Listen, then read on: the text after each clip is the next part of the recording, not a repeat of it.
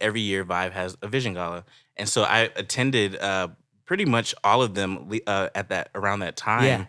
And during the vision gala, there's Pastor Adam talks about everything that the church has done, and then he shares the vision for the next year Yeah. and asking people to partner for the vision. And I noticed on the card there was like a stock option Yeah. or an opportunity to give stock. And firstly, I didn't even know that people could donate stock. Interesting. I only thought that with stock, you could only do two things, buy and sell. I didn't know that give was an option when it came to Wow. that. And so I'm like, okay, this is intriguing. And so I marked it just out of curiosity, just to see what would happen. And so then I received an email like a few days later from the finance team at Vive asking me about facilitating a stock transfer.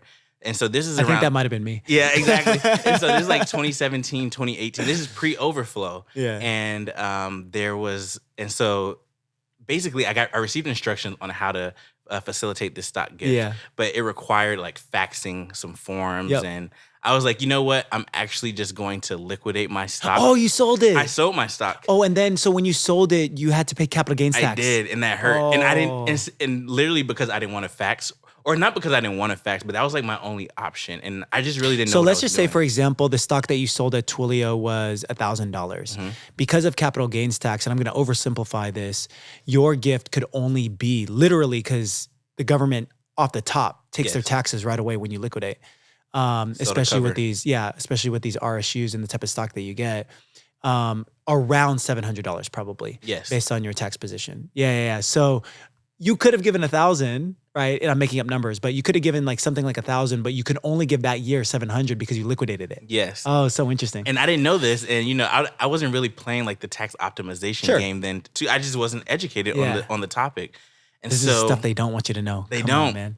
And so when you and I reconnected, and you were sharing about Overflow, I was like, wow, like one, understanding that I could have saved capital gains taxes, and then two, that like you all would have basically received the entire gift. And you would have been able to get a higher charitable tax deduction. Yes, exactly. Because if you only gave 700, you can only deduct 700. Exactly. But if you directly transfer the stock to the church, you would have gotten the tax deduction at the fair market value. Yes. Wow. And so around the 2019 Vision Gala, That's right. That's when I was like, okay, let me try this out. And so there was the V1. V1. I would say like V0.1. Okay. of Overflow, No shade, Kevin Lozano. No, we love you. No, it was great. No, that's not. It was a even- good version. No, it was a good version. And so that's where I had the opportunity to try it out.